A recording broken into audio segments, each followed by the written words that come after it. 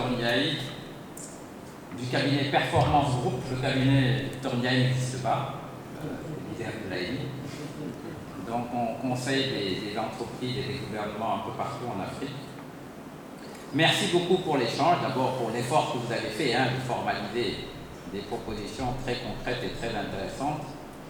Un peu 3 réactions par rapport à ce que j'ai entendu. La première, c'est que beaucoup d'idées, de propositions que j'entends sont inclus dans la stratégie de développement du secteur privé qui est en cours de préparation et qui vous sera certainement soumis, en tout cas à l'Assemblée en septembre ou octobre. C'est pour dire en réalité, et avec une loi assortie, dont beaucoup de choses sont dans l'esprit de la loi sur le patriotisme économique que vous avez en tête. Beaucoup de choses sont déjà dans les textes. La difficulté, c'est qu'on se retrouve avec un écart extraordinaire en ce qui est dans les textes et ce qui se passe dans la réalité. Souvent, notre problème, ce n'est pas les textes, c'est qu'on n'applique pas les textes. Et ce sont ceux qui les écrivent qui les appliquent pas. On a besoin d'une Assemblée nationale qui joue beaucoup plus un rôle de suivi et de vigie de la mise en œuvre. Parce que vous votez des textes, en réalité, ils ne sont pas appliqués et vous continuez à voter de nouveaux textes. Quand on parle de la préférence nationale, mais la préférence nationale est partout dans les textes de la commande publique, partout. On ne peut donner des marchés à des étrangers, notamment sur de l'argent qui vient du budget public, que dans des cas rares de dérogation. Il y a vraiment des mentions de dérogation, on ne sait pas faire, on n'a personne qui sache faire, il y a des délais tels qui font que, etc. Quand on regarde les marchés, plus de la moitié des marchés vont aux étrangers. En chiffre d'affaires, alors des fois les gens vont mettre des chiffres en nombre, effectivement beaucoup viennent aux Sénégalais, mais c'est de tout petits montants. Quand on regarde un chiffre d'affaires, la moitié va aux étrangers. Mais ce que je dis là, c'est de l'information publique.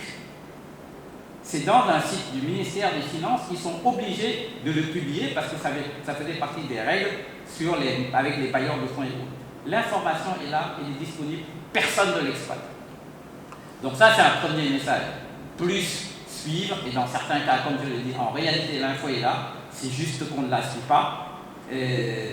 Mais sur le plan des textes, voilà, beaucoup de choses sont déjà là. La deuxième chose, c'est sans doute de faire en sorte de développer l'information économique des étudiants.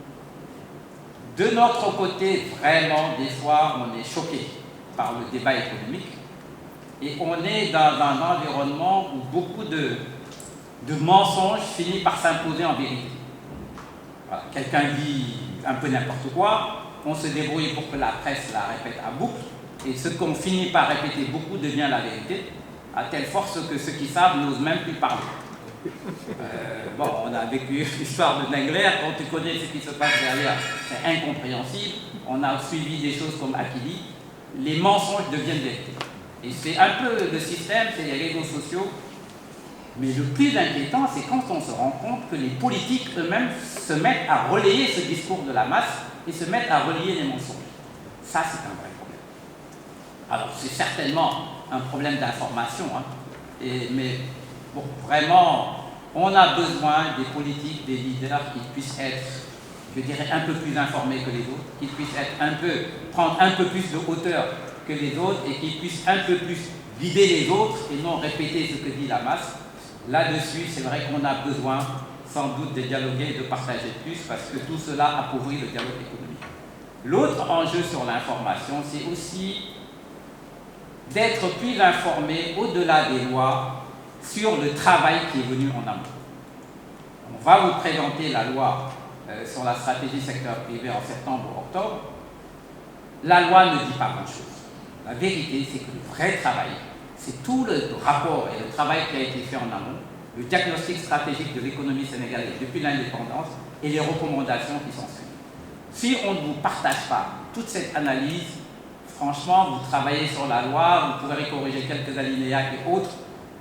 Bon, les vrais enjeux ne sont pas là et j'ai le sentiment que l'Assemblée, les députés eux-mêmes doivent se battre pour qu'on leur partage plus l'information du travail en amont avant d'arriver au là, parce que c'est aussi comme cela qu'on développe la culture économique et le débat sur les vrais enjeux.